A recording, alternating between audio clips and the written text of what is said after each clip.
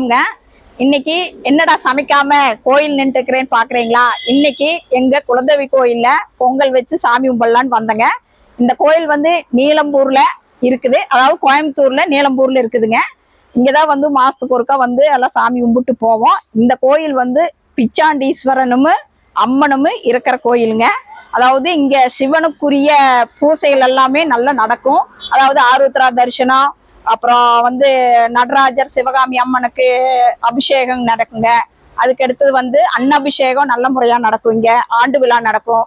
அதே மாதிரி மாசம் மாசம் நடக்கிறது அமாவாசை, பௌர்ணமி, அது மாதிரி தேய்பிறை அஷ்டமி அந்த மாதிரி நடக்குங்க. ராகு கேது பூஜை அந்த மாதிரி எல்லாமே நடக்குங்க.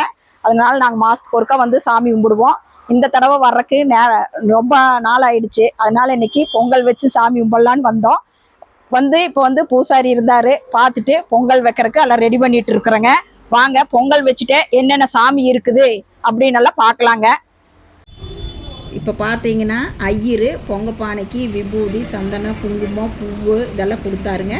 எங்கள் பாப்பா வந்து அதுக்கு பொங்க பானைக்கு வந்து நல்லா பட்டையெல்லாம் போட்டு சந்தனம் குங்குமம்லாம் வச்சு பூவெல்லாம் கட்டி ரெடி பண்ணிட்டு இருக்கிறாளுங்க.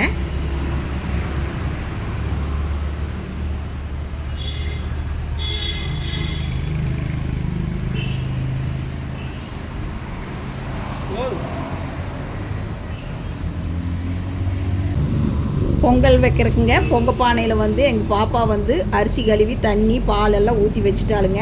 கல் விறகு இதெல்லாமே கோயிலையே இருக்குதுங்க. ரெடி பண்ணியே வச்சுருந்தாங்க. நாங்கள் போன உடனே வந்து எல்லாமே பற்ற வச்சுட்டோங்க. இப்போ பார்த்தீங்கன்னா எங்கள் பாப்பா அரிசி கழுவி தண்ணி பால் எல்லாம் ஊற்றிட்டா நல்ல தீமு நல்ல மலமலன்னு எரியுது. பொங்கலும் நல்லா பொங்குதுங்க. கிழக்கு முகமாக பொங்கல் பொங்குச்சுங்க.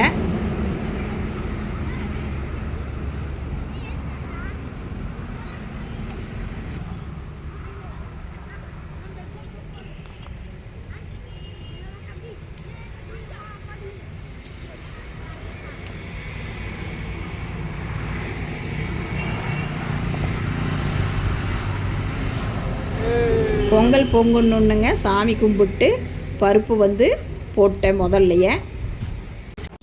இப்போ அரிசியை எங்கள் பாப்பா போடுறாளுங்க. அரிசிக்கு அடுத்தது வெல்லமும் போட்டாச்சுங்க.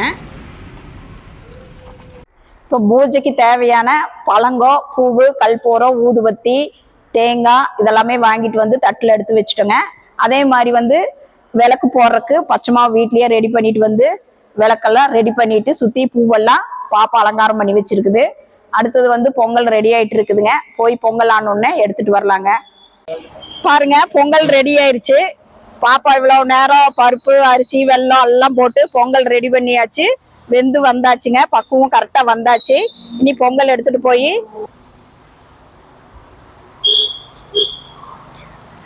இப்போ பொங்கல் பாருங்க நல்ல கெட்டியா ரெடி ஆயிருச்சு.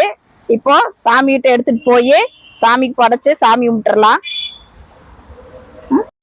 பச்சை மாவில் ரெடி பண்ண விளக்குல எங்கள் பாப்பா வந்து தீபம் போட்டுட்டு இருக்கிறாளுங்க.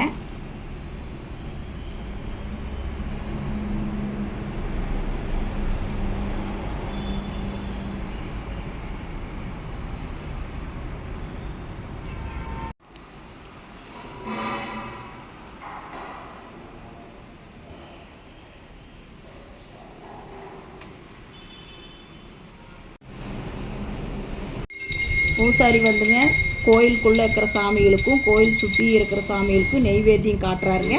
இந்த கோயிலில் எல்லா பரிகார பூசைகளும் சிறப்பாக நடக்குதுங்க.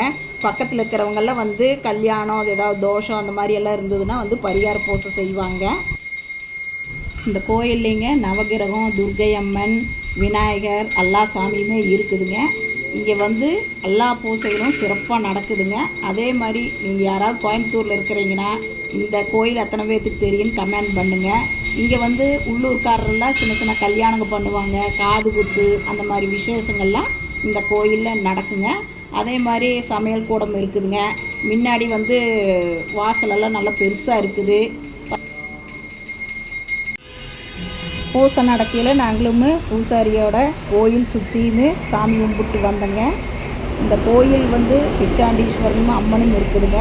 நாங்கள் ஆடி மாதமே வரணும்னு நினச்சோம். ஆடி வெள்ளியெல்லாம் பூசைகள் சிறப்பாக நடக்குங்க. எங்களால் ஆடி மாதம் வரவே முடியலைங்க. ஏதோ ஒரு தடங்கள் நடந்துகிட்டே இருந்தது. இப்போ பொங்கல் வரலான்னு நினைக்கிறப்ப பார்த்தீங்கன்னா காலையிலேருந்தே மழை தாங்க. அந்த மழையிலையே வந்து தாங்க பொங்கல் வச்சோம். அப்போ கொஞ்சம் பொங்கல் வைக்கும்போது மழை ஸ்லோவாகிடுச்சுங்க. ஆனால் இப்போ கொஞ்சம் பரவாயில்லைங்க, மழை இல்லை. அதனால் பொங்கல் வைக்கிறதுக்கு ரெடி பண்ணிட்டுங்க. பார்த்தீங்கன்னா கோயிலில் பின்னாடி வில்வ மரம் அந்த மாதிரி எல்லாமே, துளசி அந்த மாதிரி எல்லாமே இருக்குதுங்க. நீங்களும் கோயம்புத்தூரில் இருந்தீங்கன்னா இந்த கோயிலுக்கு ஒரு தடவை வந்து சாமி கும்பிடுங்க, நல்லாயிருக்கும். ஈஸ்வரனும் அம்மனும் இருக்கிறாங்க. ரொம்ப கோயில் மெயின் ரோட்டில் தான் இருக்குது, ரொம்ப தூரமெல்லாம் இல்லை. எங்கள் வீட்டிலேருந்து கோயிலுக்கு வர்றதுக்கு 3/4 மணி நேரம் தாங்க ஆகும். அந்த அளவு மாதம் வந்துடுவேன் இந்த கோயிலுக்கு. நீங்களும் கண்டிப்பாக கோயம்புத்தூரில் இருந்தீங்கன்னா இந்த கோயிலில் ஒரு தடவை வந்து சாமி கும்பிடுங்க, உங்களுடைய பிரார்த்தனைகள் எல்லாமே நிறைவேறுங்க.